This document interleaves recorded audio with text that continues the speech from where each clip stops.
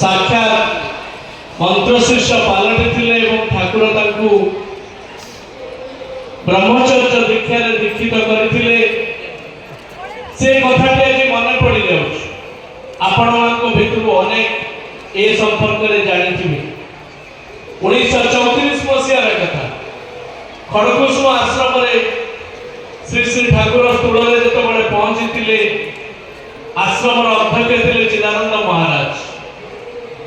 समस्ते खुशी जाते ठाकुर को पाई ब्राह्मण सेवक लोकनाथ सेवक भाव से खुशी थे परदिन श्री श्री ठाकुर जो दिन पहुंची चिदानंद महाराज को कही जड़े ब्रह्मचारी को मु दीक्षा दवाई चाहूँ किंतु आश्रम अध्यक्ष चिदानंद महाराज कही ए आश्रम तो से भली कहीं नहांती जहाँ को आप दीक्षा दे पारे ना नहांती माने ना से भली योग्यतम व्यक्ति कहीं नहांती दीक्षा दबा भली ब्रह्मचारी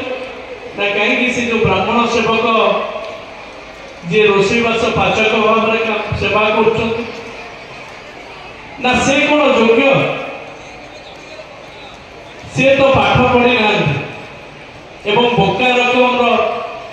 पिलाटी एवं क्रोधी ठाकुर संगे संगे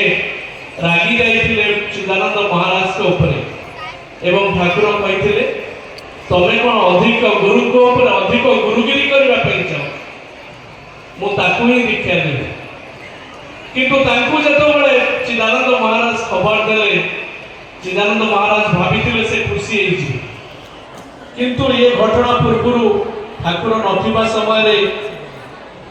युवक लोकनाथ दीक्षा नवाई चाहिए किंतु चिदानंद महाराज कहते तुम तो दक्षता नहीं योग्य नुह तुम्हें से कथा अभिमान में कहले जो ठाकुर कहले दीक्षा देवे कहले मोर योग्यता भोग्यता किसी नहीं मु दीक्षा नहीं पारि मु दीक्षा नेबिनी ठाकुर को ये खबर दिगला कहार एत साहस अच्छी ठाकुर स्वयं डाकुं दीक्षा दवाई से कहते दीक्षा नेबिनी ठाकुर किंतु कहले कांधरे बसई दीक्षा देवी ए खबर चिदानंद महाराज जो सेवक को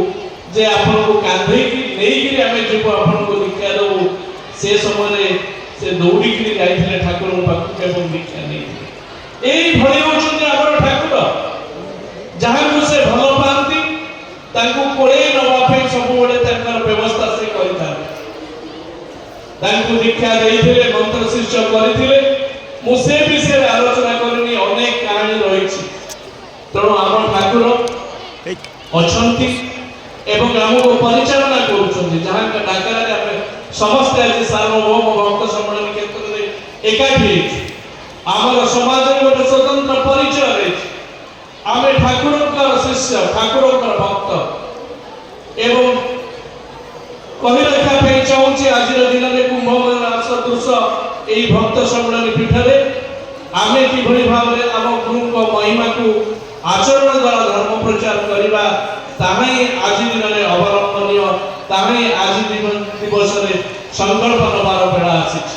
पुणी थे श्री श्री ठाकुर निकटे प्रार्थना आपण आशीर्वाद आम समस्त वर्षित हो आम कि भाव में आप मनोगत मनीष समाज में काम करूँ जय गुरु जय गुरु जय।